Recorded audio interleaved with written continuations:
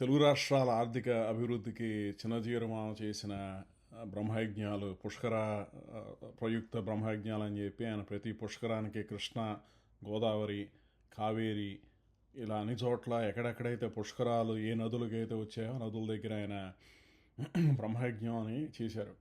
దాంతో ఈ ఆ, ఈ ప్రేతశక్తి ఏదైతే లోకాన్ని ఆర్థిక, మానసిక శాంతి ఇవన్నీ లోపించేట్టుగా చేస్తుందో ఆ శక్తినటిని కూడా ఆయన తగ్గించి ఈ తెలుగు రాష్ట్రాల యొక్క ఆర్థిక అభివృద్ధికి ఎంతో దోహదపడ్డాడు.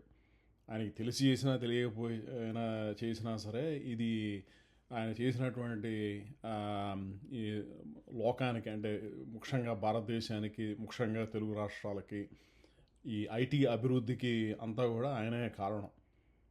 వేదాన్ని ఎప్పుడైతే ఆ, వేదంలో ఏ శాఖలు అయితే ప్రస్తుతం దొరకడం లేదో అటువంటి శాఖలన్నింటినీ కూడా ఆయన ఎక్కడెక్కడో ఉన్న పండితుల దగ్గరికి పంపించి వాళ్ళందరికీ నేర్పించి ఈ మైత్రాయణికి శాఖ ఇటువంటివన్నీ కూడా మళ్ళీ తిరిగి తెలుగు రాష్ట్రాల్లో ఆ వేద పండితులు తయారయ్యేట్టుగా చేసి ఎంతో కృషి చేసి తర్వాత ఈ యజ్ఞాలు చేయడం అంటే ఇప్పుడు ఇక్కడ ఉపన్యాసాలు చెప్పేవాళ్ళు కొంతమంది యాక్చువల్గా వేద పాఠశాల నడిపి సక్సెస్ఫుల్గా నడిపి ఎంతోమంది వేద పండితులను తయారు చేసి ఘనాపాటుల్ని సలక్షణ ఘనాపాటుల్ని తర్వాత వీళ్ళందరినీ వాడి మళ్ళీ తిరిగి అలాగే ఆగమ పండితుల్ని అందులో ఎస్పెషల్లీ శ్రీ వైష్ణవ క్షేత్రాలన్నింటినీ కూడా పాంచరాత్ర ఆగమ శాస్త్ర విధి విధానంలో అక్కడ అర్చనలు జరుగుతాయి.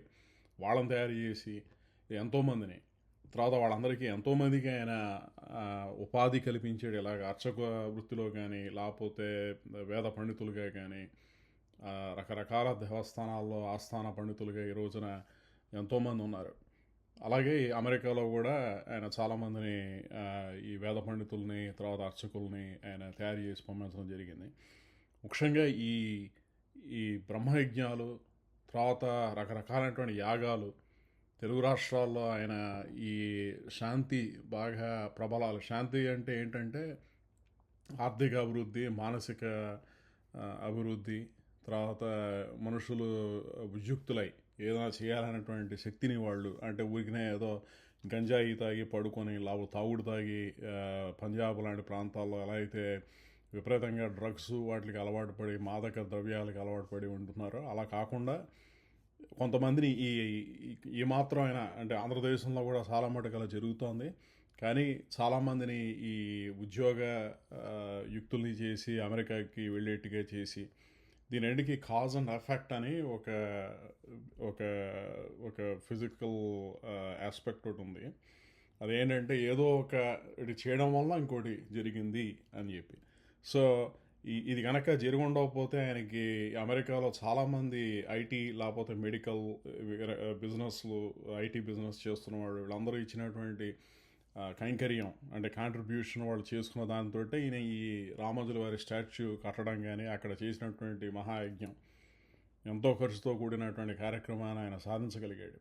సో అలాగే ఈ హైటెక్ సిటీ హైదరాబాదులో ఏర్పాటు చేయాలి అని అక్కడ ఈ మైహోమ రామేశ్వరరావు లాంటి వాళ్ళు వీళ్ళందరూ చిన్న వాళ్ళు. మరి వాళ్ళందరినీ అక్కడ ఆయన దగ్గరికి వచ్చినప్పుడు 91లో అప్పటి నుంచి కూడా నేను చూస్తూనే ఉన్నాను. వాళ్ళందరూ నాకు తెలుసు. ఆయన అప్పుడు చిన్న ఒక బిల్డరు అండ్ వీళ్ళందరూ కూడా ఆయన యొక్క సహాయంతో పైకి వచ్చిన వాళ్ళు. ఎంతోమంది వీళ్ళందరూ వెళ్ళి ఇలాగ హైటెక్ సిటీ చేద్దాం అనుకుంటున్నాం అంటే వాటిలన్నిటి డిజైన్స్ రివ్యూ చేసి ఈ హైటెక్ సిటీ అనేది ఇక్కడ కడితే బాగుంటుంది, ఇలా కడితే బాగుంటుంది, ఇలా చేస్తే బాగుంటుంది అని చెప్పని. ఎందుకంటే నిరంతరం ఆయన తిరుగుతూ ఉంటాడు, ప్రపంచం అంతా తిరుగుతూ ఉంటాడు కాబట్టి ఆయనకు ఉన్నటువంటి మానసిక వికాసం తర్వాత సజెషన్స్ ఇవ్వడంలో కానీ బిజినెస్ పీపుల్కి అంటే వాళ్ళు ఎదిగిపోయిన తర్వాత ఈ రోజున ఎవరు ఎకనాలజీ చేయకపోవచ్చు. ఎందుకంటే మన అంత ముందర కోటీశ్వరుడు ఇప్పుడు వేల కోట్లకి అధిపతి అయిన వాడికి ఆ రెగ్యులేషన్ అంటే ఈయన వల్ల ఎంత అయ్యాం లేకపోతే ఇంత సహాయం ఎంత తీసుకున్నానంటే రెగ్యులేషన్ ఎప్పటికెప్పుడు ఎదిగిపోయిన తర్వాత. కానీ వాళ్ళందరూ కూడా ఏదో కొంత మొత్తంలో ఈయనకి తిరిగి వాళ్ళు కైంకర్యం చేసుకోవడానికి ఈయన చేస్తున్నటువంటి కార్యక్రమంలో కారణం కూడా వాళ్ళు ఎంతో అభివృద్ధి చెందడానికి ఈయన పడ్డాడు.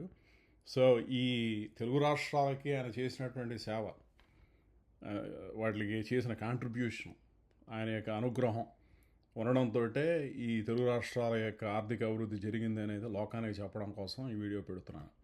బలం విష్ణోహ ప్రవర్తత.